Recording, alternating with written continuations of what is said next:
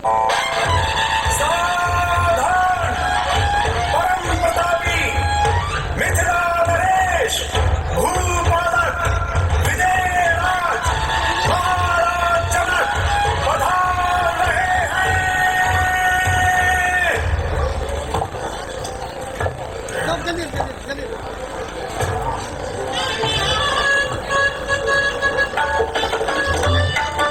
महर्षि विश्वामित्र को मिथिलापति जनक का प्रणाम स्वीकार हो।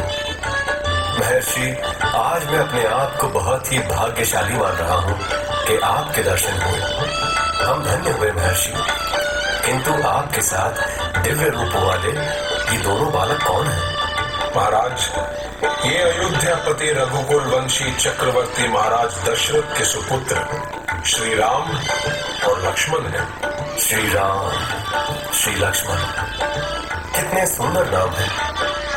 मिथिला नरेश श्री जनक को राम का प्रणाम स्वीकार हो। आपको श्री राम के अनुज लक्ष्मण का भी प्रणाम स्वीकार हो महाराज। शुभमस्तु, कल्याणमस्तु।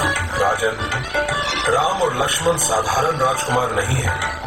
वे दोनों भाई रूपवान तो है ही, वे बल के धाम भी हैं। सारा जगत इस बात का साक्षी है कि इन्होंने युद्ध में असुरों को पराजित कर मेरे यज्ञ की रक्षा की है।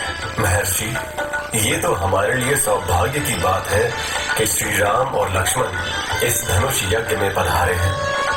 जाने क्यों हमें ये बार बार आभास हो रहा है कि अब सीता को लेकर हमारा मनोरथ अवश्य पूर्ण होगा। महाराज जनक, आपकी कामना पूरी हो, ये मेरी कामना है। महर्षि, आप हमारे राज्य की अतिथि हैं, इसलिए आप दोनों राजकुमारों के साथ अतिथिशाला में चलें। कल धनुष यज्ञ का आयोजन है।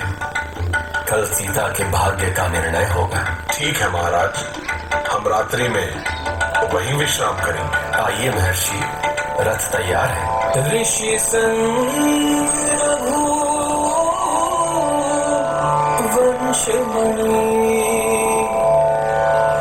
कर भोजन विश्राम रात्रि। बस एक दिवस शेष था